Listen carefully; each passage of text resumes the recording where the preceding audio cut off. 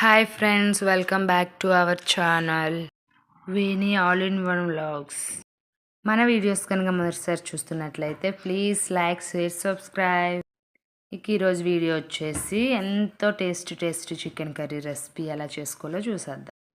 Just 10 minutesలోనే మనకు curry అనేది ఉడికిపోతుంది. చాలా టేస్ట్గా ఉంటుందండి. చాలా సింపుల్ ప్రాసెస్ అండి. చాలా క్విక్గా అయిపోతుంది మనకి కర్రీ అనేది. ఇక లేట్ చేయకుండా ప్రాసెస్ ఏంటనేది తెలుసుకుందాం.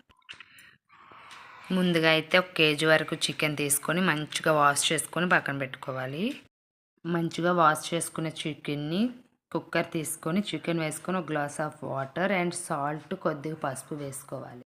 స్టవ్ ఆన్ చేసుకొని మీడియం ఫ్లేమ్లో పెట్టుకొని 3 విజిల్స్ వచ్చే వరకు చికెన్ ఉడకబెట్టుకోవాలి. మంచిగా 3 విజిల్స్ అయిన తర్వాత మనకి చికెన్ అనేది ఆల్మోస్ట్ 80-90% అనేది ఉడికిపోతుందండి. అందుకు మన కర్రీ అనేది చాలా ఈజీగా అయిపోతుంది.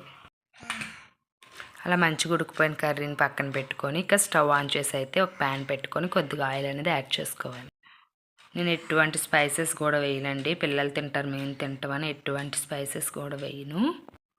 మీకు కావాలంటే ఇలా ఆయిల్లోనే బిర్యానీ ఆకు అండ్ ఆల్ గరం మసాలా ఉంటాయి కదా, అవన్నీ వేసుకోవచ్చు. నేనైతే స్కిప్ చేశాను. మంచిగా ఆయిల్ అనేది హీట్ ఎక్కిన తర్వాత ఒక 4 పచ్చిమిరపకాయలు, ఒక 3 పెద్ద సైజు ఆనియన్స్ చిన్న ముక్కలుగా కట్ చేసుకొని వేసుకోవాలండి. మనకు ఆనియన్స్ అనేది మంచిగా మగ్గిన తర్వాత ఒక 2 పెద్ద సైజు టమాటాలు చిన్న ముక్కలుగా కట్ చేసుకొని వేసుకోవాలి. మంచిగా టమాటాలు, ఆనియన్ కూడా మంచిగా మగ్గిన తర్వాత నేను ఎప్పుడు ఫ్రెష్గా ఇంట్లో అల్లం వెల్లుల్లి పేస్ట్ అనేది పట్టించుకొని ఉంచుకుంటాను. ఒక పెద్ద స్పూన్ వరకు అల్లం వెల్లుల్లి పేస్ట్ అయితే వేసుకొని అది కూడా మంచిగా పచ్చివాసన పోయేంత వరకు కూడా ఫ్రై చేసుకోవాలి.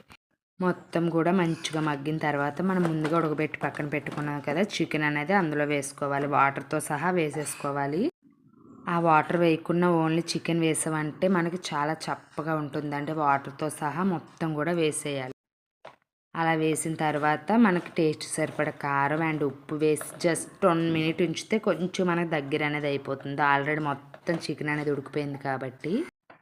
అండ్ కొంచెం టేస్ట్గా అయితే కొంచెం చికెన్ మసాలా అనేది వేసాను దించి ముందు. చికెన్ మసాలా వేసిన తర్వాత మంచిగా మిక్స్ చేసి ఇక ఫైనలీ అయితే ఫ్లేవర్ అండ్ టేస్ట్ కోసం అయితే కొద్దిగా కొత్తిమీర అనేది వేసుకొని మంచిగా మిక్స్ చేసి ఇంకా స్టవ్ అనేది ఆఫ్ చేసేసుకోవాలి. అంతే ఫ్రెండ్స్, ఎంతో tasty and chicken curry recipe ready. మనకి చికెన్ అనేది రైస్, చపాతీ, రోటీ, పరోటా ఎందులోకైనా సరే చాలా బాగుంటుంది. ఈ వీడియో కానీ నచ్చితే ప్లీజ్ లైక్, సబ్స్క్రైబ్.